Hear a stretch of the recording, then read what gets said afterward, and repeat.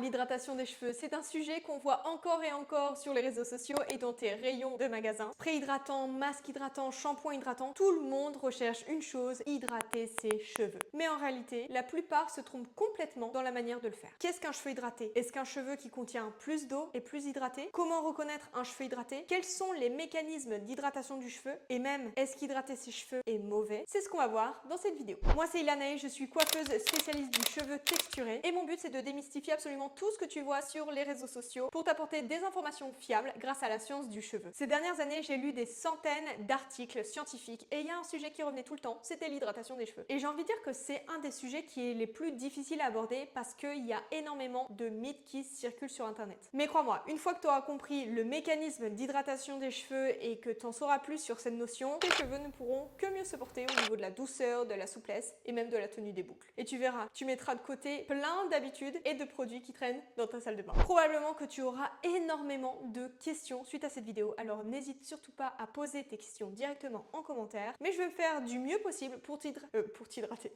Mais je vais faire de mon mieux pour t'expliquer de manière synthétique tout ce sujet d'hydratation du cheveu et tout ce que j'ai pu apprendre grâce aux études scientifiques et à mon cursus de coiffeuse ces dernières années. L'hydratation, c'est un apport d'eau dans l'organisme. Donc on pourrait conclure que l'eau dans les cheveux égale hydratation des cheveux et que plus d'eau dans les cheveux égale cheveux plus hydratés. C'est d'ailleurs ce que la majorité pense et en réalité, c'est bien tout l'inverse. Une étude avait été faite sur le sujet qui demandait à deux groupes de personnes d'estimer deux mèches différentes de cheveux pour considérer laquelle leur semblait être la plus hydratée, selon leur sensation personnelle. Un premier échantillon avec 80% d'humidité relative et un second échantillon avec 15% d'humidité relative. Les personnes disaient que l'échantillon de cheveux qui leur semblait être le plus hydraté était en réalité l'échantillon de cheveux qui contenait le moins d'eau. Et pour l'échantillon de cheveux qui contenait 80% d'humidité relative, il leur semblait beaucoup plus sec. Cette notion d'hydratation, et on fait ce raccourci pour les cheveux, et bien finalement c'est tout l'inverse. Plus le cheveu va contenir d'eau, plus il va avoir cette sensation d'un aspect rêche et sec. Pour comprendre ce phénomène, il faut reprendre la composition du cheveu. Le cheveu est composé de trois parties, les cuticules, le cortex et la moelle. Ces cuticules sont là pour protéger le cheveu de l'humidité, éviter que le cheveu n'absorbe l'eau et on le dit hydrophobe pour éviter justement cette fragilité causée par l'eau. Et c'est notamment la notion de porosité des cheveux, selon si le cheveu est plus ou moins poreux, qui va déterminer si le cheveu est plus ou moins protégé de l'humidité. Et d'ailleurs, je t'ai créé une vidéo spécifique sur la porosité et la tenue des boucles, je te mets le lien directement en description. À l'intérieur de ton cheveu, on a ce qu'on appelle les liaisons hydrogènes. C'est en réalité la kératine qui confère la force à tes cheveux. Et ces liaisons sont très sensibles à l'eau. Est-ce que tu as déjà remarqué par exemple que quand tu mouillais tes cheveux changeaient complètement de forme? C'est la réaction de ces liaisons. Au contact de l'eau, elles vont se défaire et quand ton cheveu sera sec, elles vont se refaire, ce qui va créer à nouveau la forme de tes cheveux. Et c'est aussi pour ça que le cheveu est considéré comme étant plus fort quand il est sec. En fait, quand le cheveu est mouillé, les molécules de protéines, à partir du moment où il y a un contact avec l'eau, ces molécules ne seront plus liées entre elles, mais elles seront liées aux molécules d'eau. Imagine deux aimants de protéines qui vont être attirés l'un à l'autre, mais si on a d'autres aimants qui s'ajoutent, eh bien les aimants ne seront plus forcément attirés entre eux, mais attirés à d'autres aimants. Et bien ici, c'est exactement la même chose. Quand ton cheveu est sec, il est attiré par les molécules de protéines, mais une fois qu'il y a de l'eau, il sera attiré par les molécules d'eau. Et c'est pour ça que tes boucles vont se défaire. Et ça